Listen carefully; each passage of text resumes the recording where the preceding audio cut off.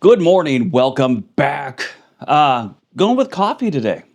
Just not feeling right. This is a little bit late because I woke up late. So, before I tell you this story about the stripper that became a nurse who became a mom that I know, I have to tell you, it feels good to have a little coffee in you. I don't know why. Sometimes it just does. I'm not going back to coffee. I'm sticking with tea, but today it's a coffee day. It's, Oregon weather. It's rainy. It's cold. Browns aren't playing today. So I got a little bit of a late start. I know. I normally like to have these videos up around 9 a.m., but here we are. This one probably won't get up till about noon. So yeah, that's life. Welcome back to the Finding America series. This is a daily thing where I tell stories about people that I've met over the years. It's not like our normal videos where we do a list or a video essay or something of that nature. This is just a conversation, and I tell you about these people that I meet. In my opinion, I think a lot of people's opinion, some of the most interesting stories you will ever hear come from people. Just the people, their life, and how their life played out. Everyone's got a comedy. Everyone's got some drama. Everyone has some action. Hopefully none of us have horror stories, but we all have something. Something damaged us. But through our lives, we just have interesting stories that you could tell. And in my experience, people love to talk about themselves. It's their favorite subject normally. I'm going to move this up a little bit. Give me 1 second. A little bit better. I like that. This shirt's getting too big. I'm losing weight, so my shirts are getting too big. I think I got to get a new Browns thing. But that's part of my life. That's part of my story. Gaining weight, losing weight. Gained a bunch of weight during the pandemic. Just sitting in my office, working on videos, not traveling much, just eating and doing voiceover stuff. And then, lost some of it and then had the little stroke thing. So I'm still alive, as you can tell. Still here. By the way, I have a video made in case I do pass away that my son will upload. But yeah, I'm still alive today and losing some weight again. Today we're talking about my friend Andy. Andy, you probably, if you're a longtime subscriber or viewer here, in the description area or in my live streams I've talked about her, but you'll see her comment in the description area. Her name is Bliss on there. But Andy, or Andrea, it's really weird. Her story is very interesting. And our lives intersected around the early 90s, and it was a strange situation. So Andy grew up around Grants Pass, and she was with a single mom most of her life. I think her dad left when she was very young, like 5 or 6, something like that. So her mom got divorced, dad left, had nothing to do with her dad ever, and it was just her and her mom. Now, her mom has since passed away, and I don't think Andy has, because Andy says the same stuff. But her mom was a piece of work.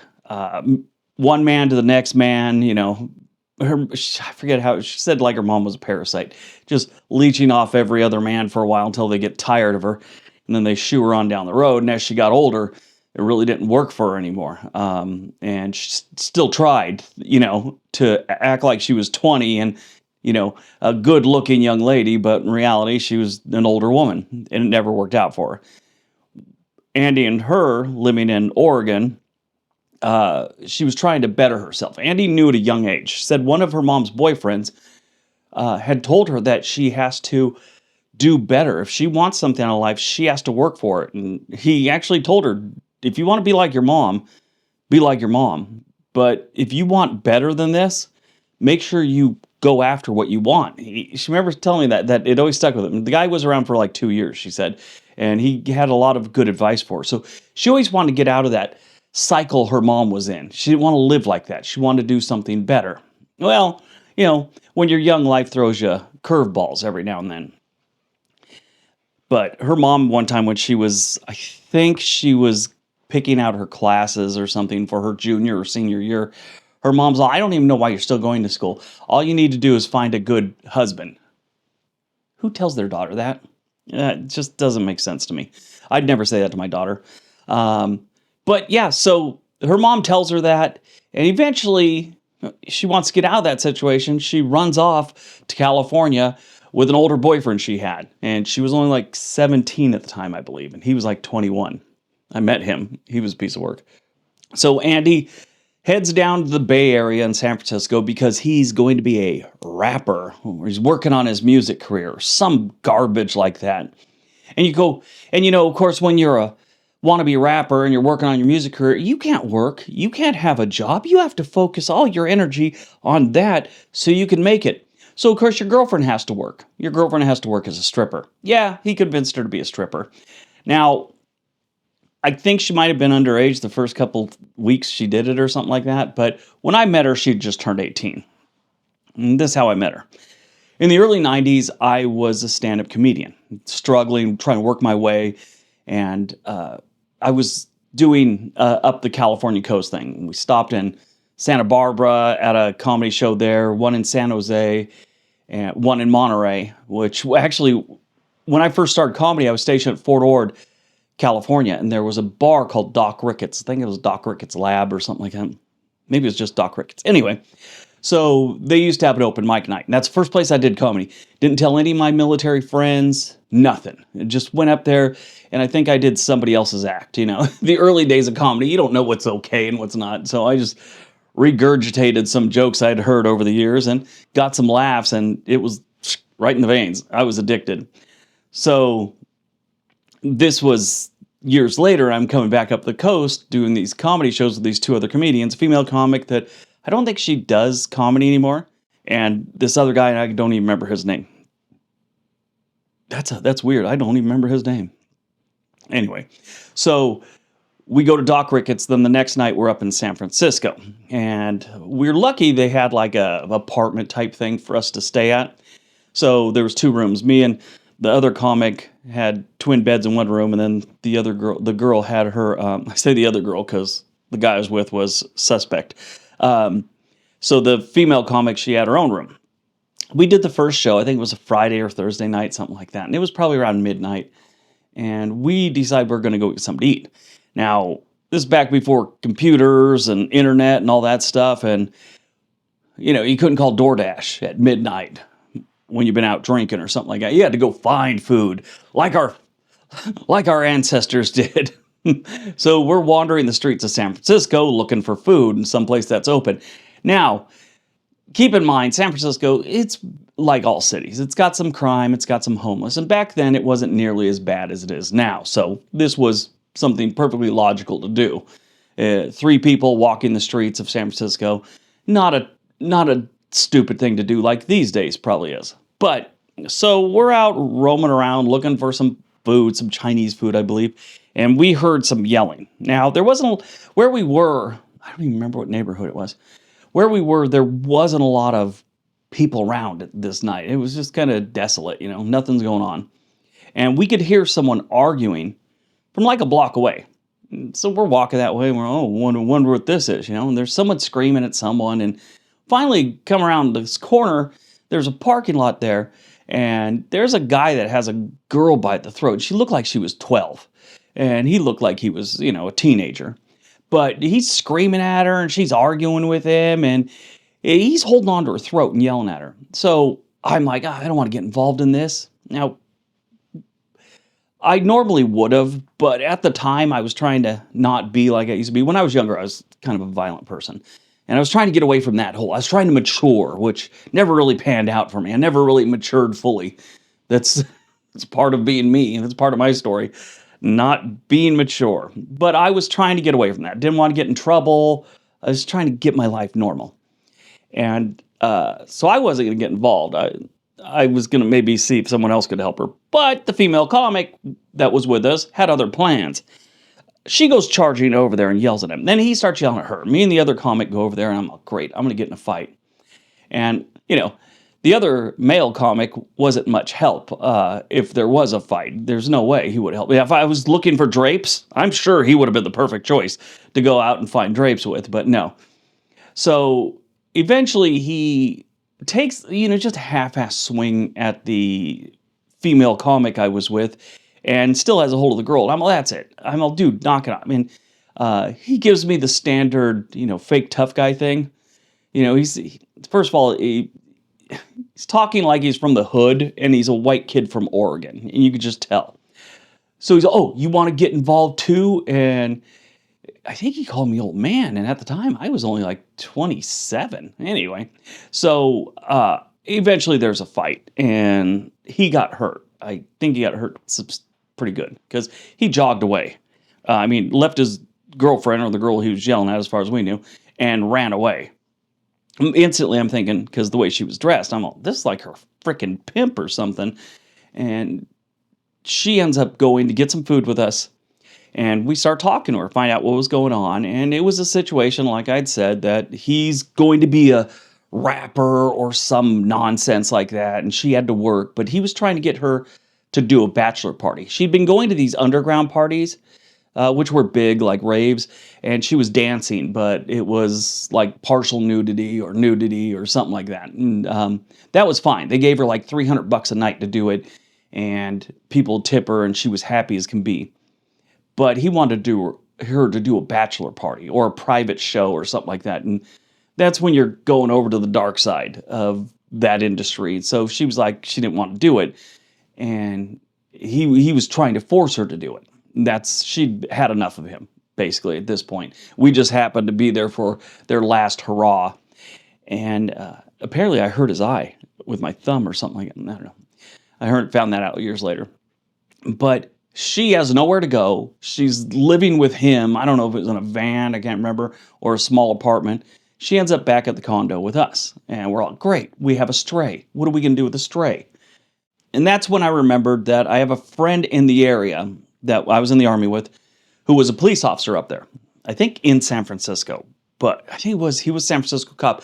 But I knew because months earlier, I'd been up near Monterey and we had lunch. But his wife was some kind of social worker or something like that. So I thought I'd give him a call. He's a cop, maybe knows something, maybe his wife can help this girl out, whatever. So I call him in the morning. Now, she stays with the female calming, and I guess they chatted all night and became close friends. But, so I call him in the morning. He answers. This, back answer machine days, I thought I was going to get an answer machine and, I'd have to leave a message. But no, he picked up, and I start telling him the story, and he's all, hold on a second.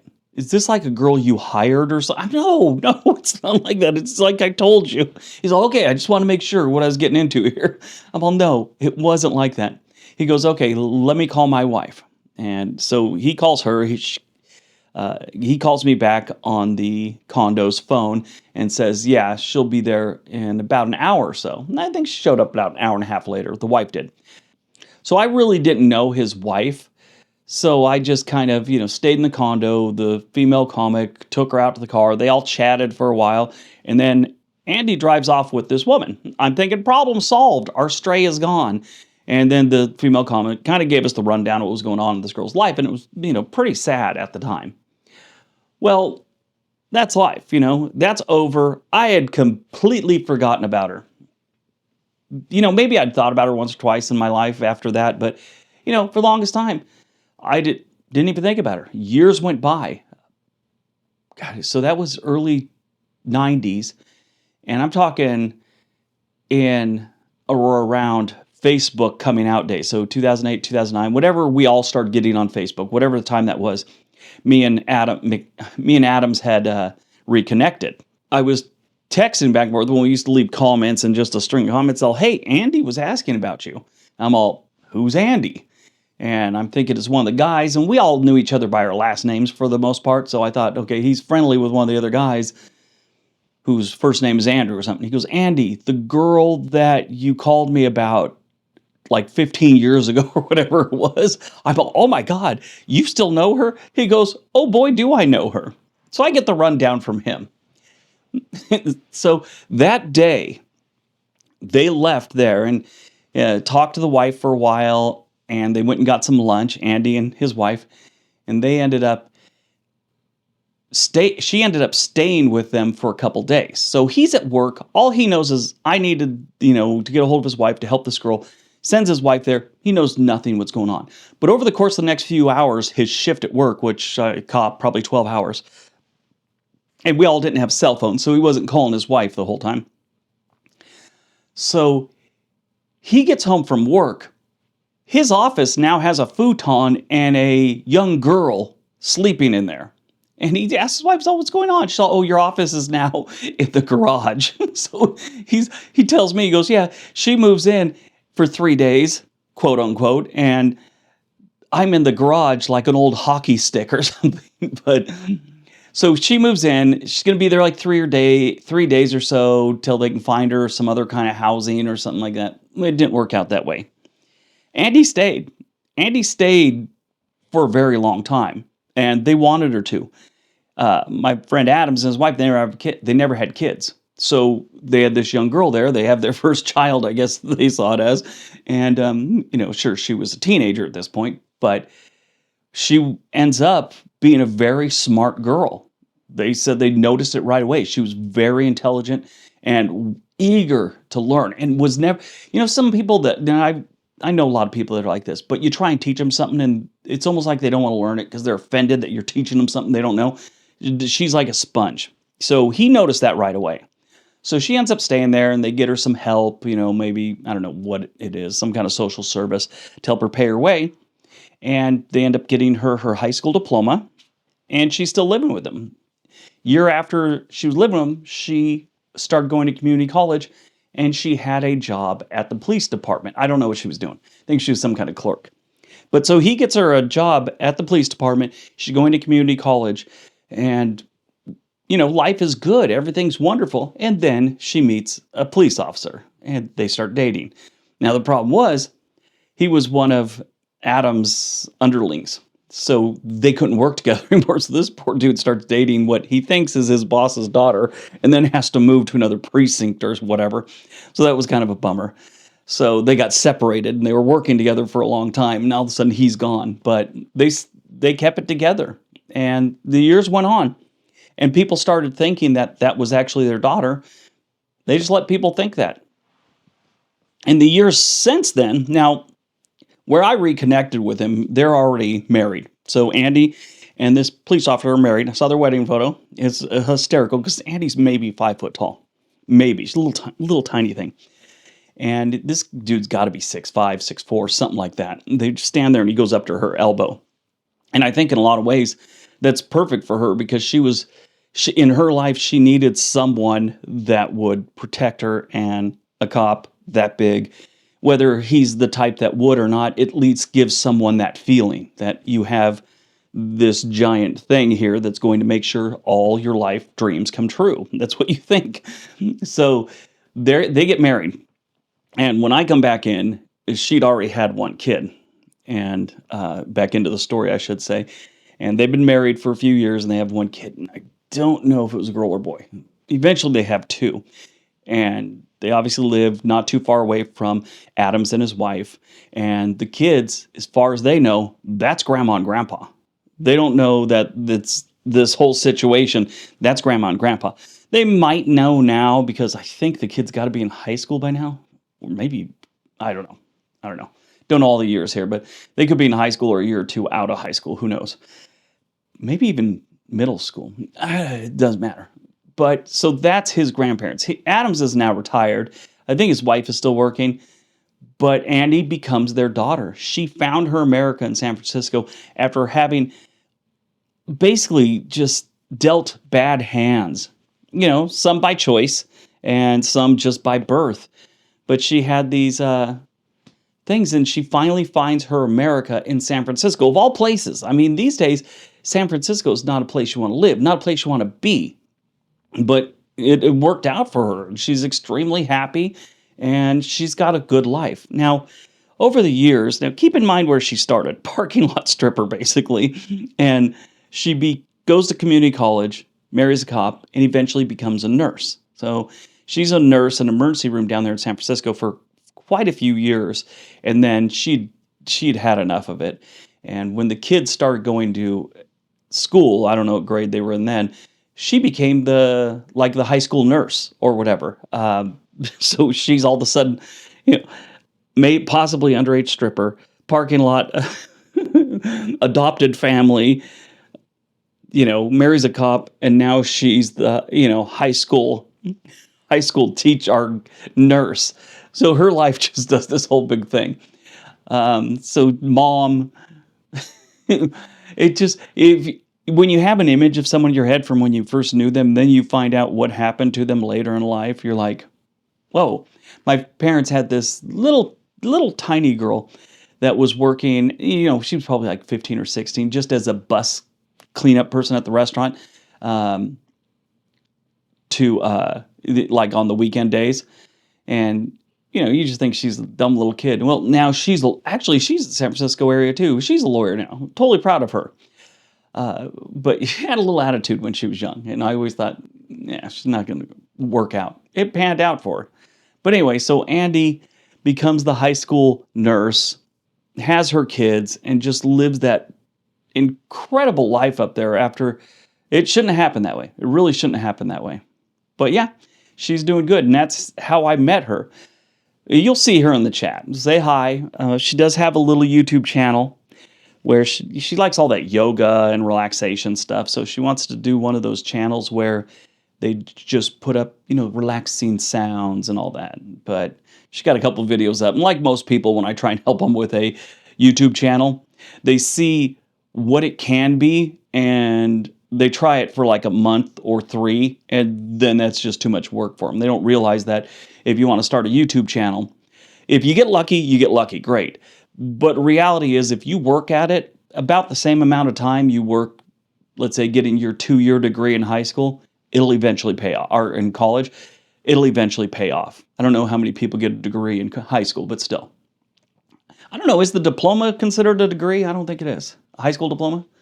Because you get a college diploma, and that's a degree. I don't know. I don't know if technically it's considered a degree. Sometimes you just call it something forever, and then you go, oh, well, actually, that is a degree of something, or that is a job. But yeah, so she tried her channel for a couple months, and there's still videos up there. Nice, relaxing, babbling brook stuff, that when you're studying, it's good to have there in the background. I listen to those when I go to sleep at night all the time. I'm actually working on my own channel, very similar to that, with this really talented guy that I've known forever, musician. And we're going to launch one that has all those brainwave things for studying. So you just hear it in the background and it just relaxes. Yeah, I'm going to start that soon. But all right, so that is Andy's story of finding America. I hope you guys enjoyed it. Hope you got some, I don't know, maybe information out of it, but some happiness out of it to find out that it really worked out good. That's next week I got to mix it up because I know another guy that has a really, really interesting story. But we've had 2 abused girl stories in a row this week. So, yeah, or this month. So maybe we'll change it up next weekend. All right, everyone. Have a great day. Be nice to each other.